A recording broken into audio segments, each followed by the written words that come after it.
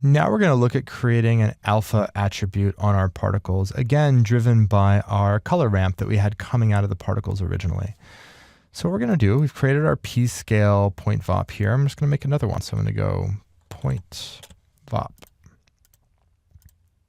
I'm going to call this one create alpha. I'm going to color that green. All right.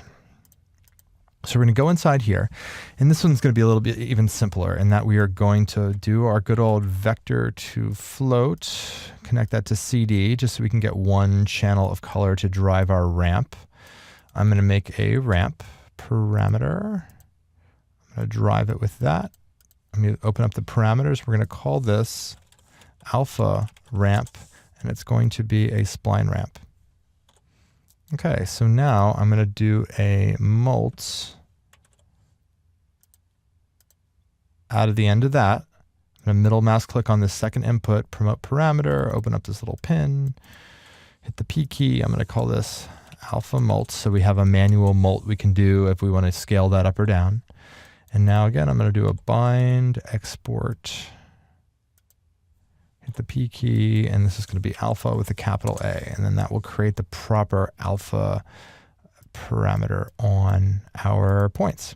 Okay, so that's what we have. This is our VOP. We are splitting out the red channel out of CD, driving the ramp with that, multiplying it by a parameter, and then creating a new attribute, alpha, and putting it in there.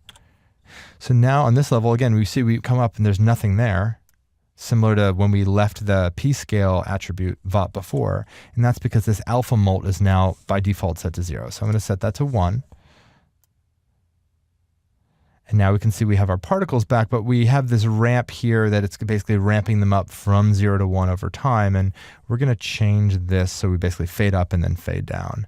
So at 0 on our ramp, we are going to be 0. I'm going to make another point, and this is going to be at 0.01, and then that's going to be 1. So it's going to ramp up quite quickly. We just want it to be 0 to begin with. And then at 0.2, we'll make a point, and then we will call that 1 again. And then at the end here at our final point, we'll make that 0. So it's going to ramp up quite quickly and then just decay over a period of time. And like we did before, I'm going to select my different points, and I am going to make them Catmull ROM, just an easy way just to make them nice and smooth.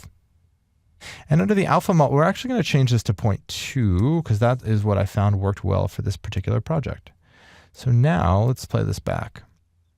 So now everything is starting to look much nicer and smokier because we have nothing popping in or out, and we have some nice alpha blending over time.